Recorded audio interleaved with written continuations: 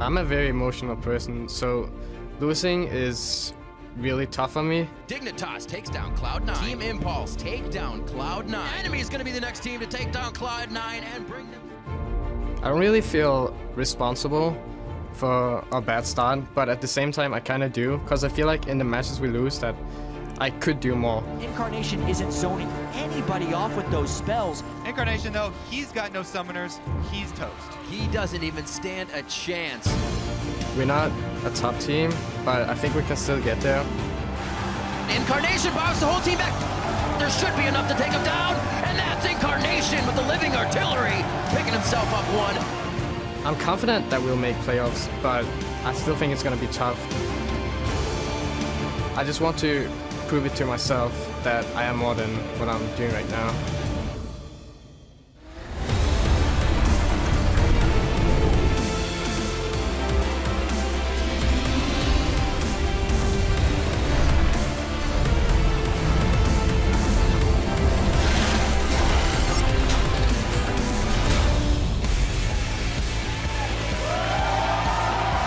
Welcome to the North American League Championship Series Summer Split. We're beaming out to you live from our studios here in Los Angeles in front of this pumped-up crowd, as you just heard from Incarnation, still looking to make an impact with Cloud9. They'll get their chance today. Ash, Twisted Fate, and a sweet Mohawk joining us in the audience. Here we see Nien and teammate arriving just a short time ago. They've got a big game against TDK, who you see on your screens here, huddled up for some last-minute strategy. Both of these teams going to be looking for big wins as they sit at the bottom of the table.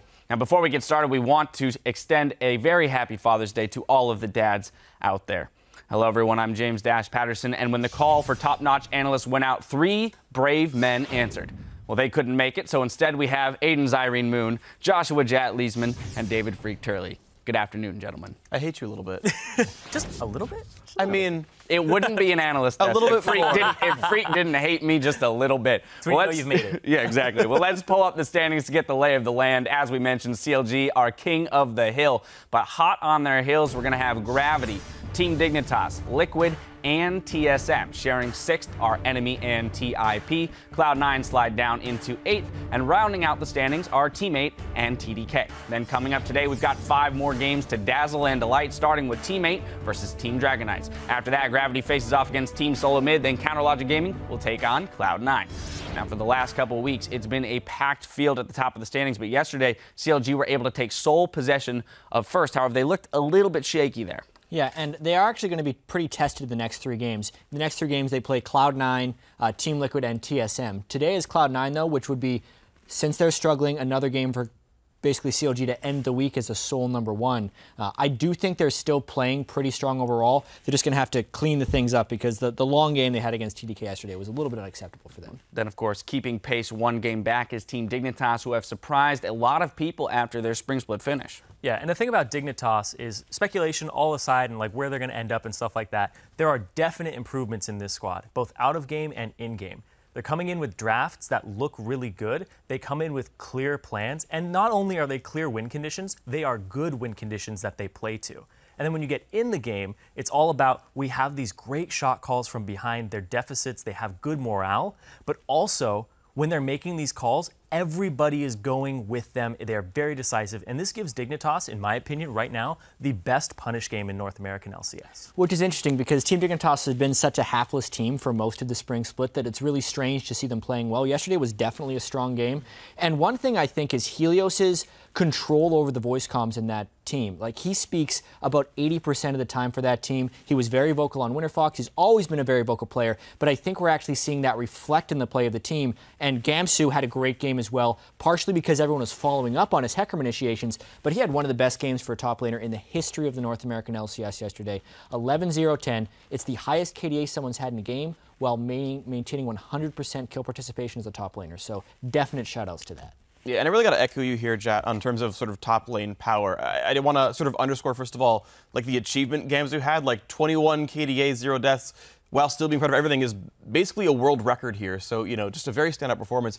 But also in general, we're seeing teams with the best performing top laners are the ones winning. Gamsu we saw yesterday. Dyrus so much better this split. TSM's paying attention to him. Quas been ridiculous forever. Zion Spartan's been amazing forever. And Hanster's stepped the hell up as well. So honestly, like, the fact that we came off of MSI where we saw players like Huni and Marin where top laners were like putting teams on their backs, and a lot of the teams have realized, like, you're right, our top laners can carry, they can go play Echo, they can go continue to play Hecarim and dominate the game for us, and it's been a very successful trend. And we got to see Quas and Dyrus go up against each other yesterday in a very exciting match with Team Liquid and TSM, which ultimately came down to one final fight that swung the game. Yeah, TSM, they played from behind the first time in the NALCS this split that they've had a deficit at 10 and 20 minutes, and it wasn't a very convincing match for me from TSM, but the thing that I took away from that match was that I'm becoming more and more convinced by Dyrus in the top lane. Yeah. Because he looks more and more this season as a jungler player myself that I would want to put resources into this top laner because he can actually carry a game. He shows up to that final fight, has a ton of great contribution to it. His stuns, his knockups, his just zoning control. So Dyrus is stepping up to the plate, but in terms of that final team fight and why I'm not convinced, a lot of that was Team Liquid and execution. It pretty much could not have gone worse. Everybody hit the Alistair. Yeah. It could not have gone worse. Exactly, and that's why it's an interesting game for me to look at, where TSM has been on the side of the Dignitas game where they were winning and then lost it, and then they've been in the Team Liquid game where they were losing and then won it. And to me, a game like that makes you feel better for the team that was winning early game. Like, if we could replay that game, like, I'd still rather be Team Liquid and just, like, try again. Because they're winning all their lanes. Piglet was crushing. Special made some good moves, dominate, like, survive the early game against Sejuani and came out, you know, swinging, and that was really amazing. But it's it weird. bodes well. Yeah, it bodes well. But the weird thing is, like, Team Liquid haven't played many top teams yet. All their wins are against teams that are 6 and below, and all their losses are against teams that are in the top 5. They haven't beaten a top team yet this split, despite being so well hyped. Their record being really good. So if Team Liquid actually can't manage to beat these top teams, it's a bit scary. But the quality of their play is, of course, pretty good. Well, you can also get Bjergsen's thoughts on that wild match over on lolesports.com with the article Willing to Fight. Now, the game of the week definitely lived up to the hype, and it had a lot of you tweeting hashtag LCS Big Plays. Our first highlight features Bjergsen getting caught by Xpecial. At Sean M. Steffi writes, "What an Xpecial moment outside the Baron pit, and a little hamster shall lead them." Here comes the fourth fight, though. Teleport in. And here we go. Hard engaged. They stun Xpecial. Bjergsen's going to go down first. They started this Baron while he was bottom lane, which forces this face check to begin with. Beautiful chaining of CC. Yeah, barrier will not save you from that sort of combo. Yeah, and we were mentioning it during the game there, but he had Barrier instead of Cleanse against the Sejuani. They had no QSS on him, and there was no Mikhail, so the chaining CC there was necessary. He didn't even get to flash. He had it up that time, so it could have been avoided with some slightly different build options, but well played by Team Liquid in that fight. Yeah, no Zhonya's either. There's just no chance of survival when you get layered on like that. But you can't keep the Burger King down forever, and he takes center stage in our next highlight. At Zach Hay writes, "There's a reason no one has ever seen Bjergsen and Superman in the same room together." Let's take a look. Dyrus locked up a bit. Dominic gets the kill onto Lustboy. It's a 5 versus 4. Santorin gonna get hit up, but Bjergsen finds one. Phoenix at the front lines, but look at the damage coming out! Xpecial was only able to find Alistar, and with Bjergsen around the back, he was able to cut him off. Bjergsen bided his time, did not get caught by any of the major CC. Dyrus got a beautiful Gnar ultimate in, and the close from TSM was right there.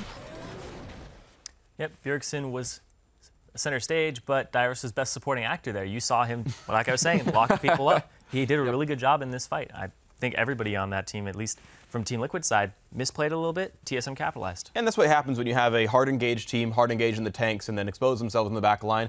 Well positioned by Bjergsen, well fought by Wild Turtle as well, but this is how that comp plays out when you play it that way. Yeah. All right, well, keep calling out your favorite moments from today's action with the hashtag LCS Big Plays, or if you're hoping to see your tweet in PTL, use the hashtag ThePenta. Now let's throw it over to our casters to get our games for the day underway.